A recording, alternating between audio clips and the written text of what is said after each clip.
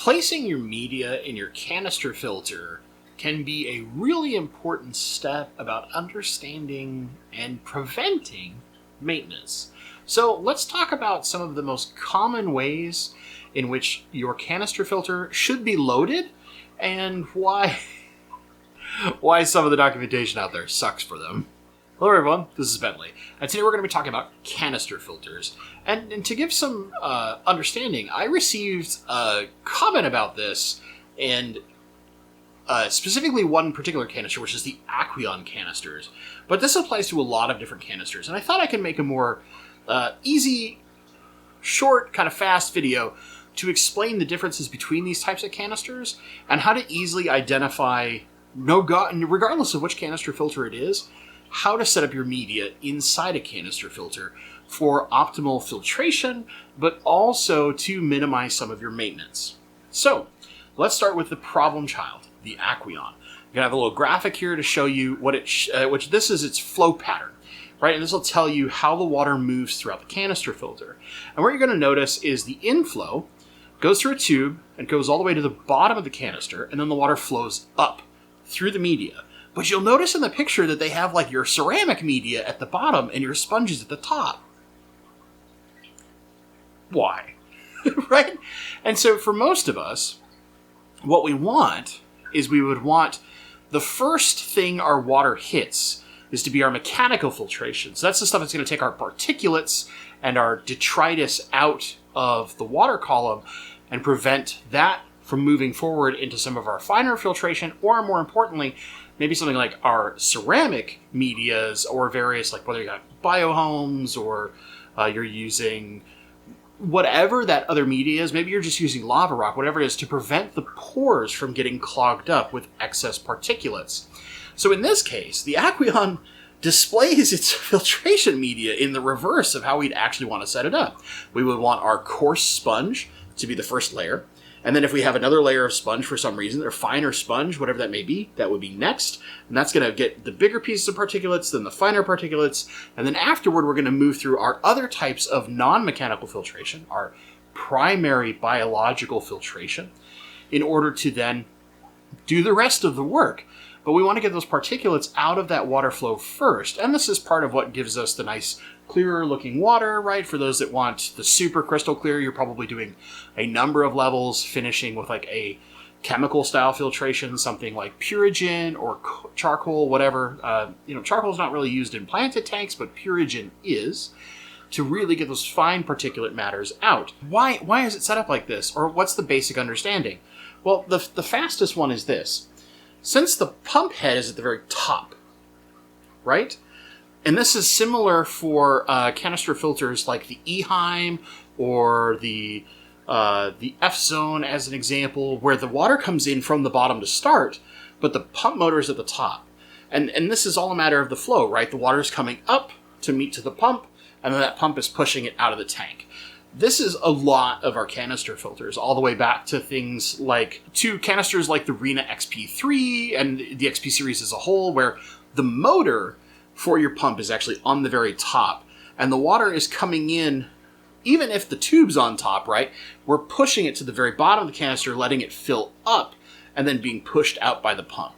So in any canister that is designed like that, what we're going to do is put our first layer of mechanical filtration, our most coarse, if we're using multiple, and this would be your sponges, at the bottom, and then successively up the finer levels of filtration to help remove all those particulates before it hits our primary biological material, whether that's a ceramic ring or the Biohome Ultimate or the blah, blah, blah, blah, blah, whatever that media is, right? We're trying to remove as many particulates as possible to prevent all those little pores and that surface area from getting clogged up with particulates. This is what allows that media to last and be effective for a very long period of time, and minimizes your maintenance. If you're not getting as much detritus in this portion, the only portion that you really need to clean out thoroughly are the sponges that are collecting all the detritus. And that's where the minimization of maintenance comes into play. But let's talk about a different version. What about something like the FX series filters, or any of your filters that have a pump toward the bottom? Now, depending on which of those canisters it is, the pump on the bottom means one of two things. Either A, like the FX series, there's water that is moving up, and this is where it gets a little tricky, through the outside portion, right? And then it's coming into the middle column and going down. So those outside portions are naturally in the FX series full of sponge as is, but then as we get to the down cycle, now what we're going to do is put our coarsest filtration for the center areas at the top, and all our biological media and chemical filtration at the very bottom. Because that's where the pump is right before it fires all the clean, filtered water back returning into the tank. There are other various canisters that have a similar design where the motor is toward the bottom, and what's actually happening is your water intake is coming in through the top. It's going through, hitting its motor, and being pushed out. In those cases, it's pretty simple. Coarse, medium, fine, biological, chemical. Right? It's the reverse of the other way. And what this really comes down to is figure out the flow of the water in your canister filter.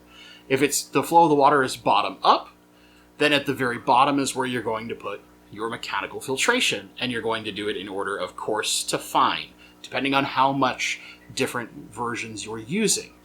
If it is flowing top down, reverse.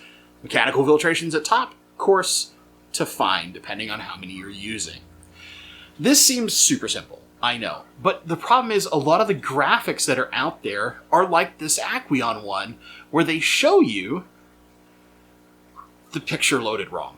But the water flow is correct. So look at the water flow and load your canister according to that, and it will minimize maintenance because you're less likely to fill up your other medias with particulates and detritus, and only the sponge media or whatever other mechanical filtration you can use, whether you use filter floss or if you're using some kind of batting, whatever that may be, even if it's not like true traditional sponge, whatever you're using to filter out the mechanical side.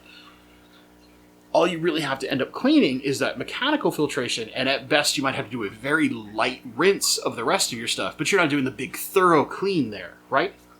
This is how we understand how to minimize the amount of maintenance we're doing, or at least for the maintenance we are doing, to make it faster, where there's only really thorough cleaning work on a couple of things, and the rest of it is just a quick little easy rinse, or maybe you don't even need to clean it at all, depending on the canister.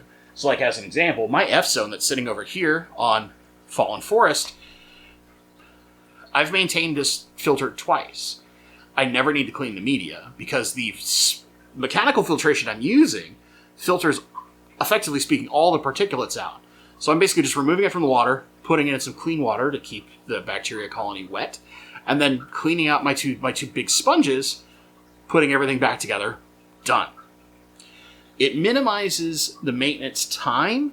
It might not make it so that you have to do it less often. You might still need to do it often enough because that media, the detritus mechanical filtration part, is going to clog up.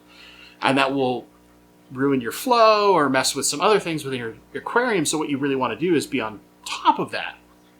But we can minimize it so that not every portion of our media needs a very thorough cleaning. It can need a minimal to no cleaning, and only those mechanical pieces of filtration actually require big, thorough cleaning work. And that can take you from maybe half an hour worth of maintenance to 15 to 20 minutes instead. It might even be only 5 or 10 minutes, depending on how frequently you do it. And that can be a big time savings in the long run.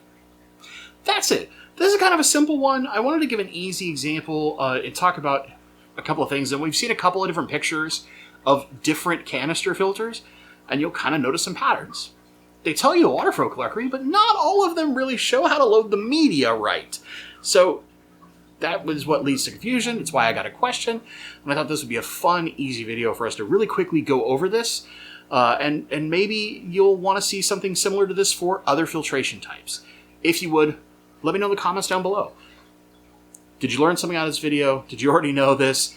Did you think, whatever that might be? Let me know. I'd love to hear from you. If you enjoyed this video, give it a little like. If you're not subscribed to this channel, consider subscribing. It is the fastest and free way to help your local fish tube personality, human, dum-dum on the internet, grow and, of course, be able to do more and more videos with all sorts of different stuff, whether it's new tanks, species profiles, plant tips, going and traveling to different stores or things like that. I've got all sorts of stuff coming up, and you don't want to miss out on that. So make sure you subscribe, ring the little notification bell, and you will be in to see everything going forward. We'll do a quick aside. Let's talk about the Oases real fast, right? Oase is kind of special because it has the pre-filter.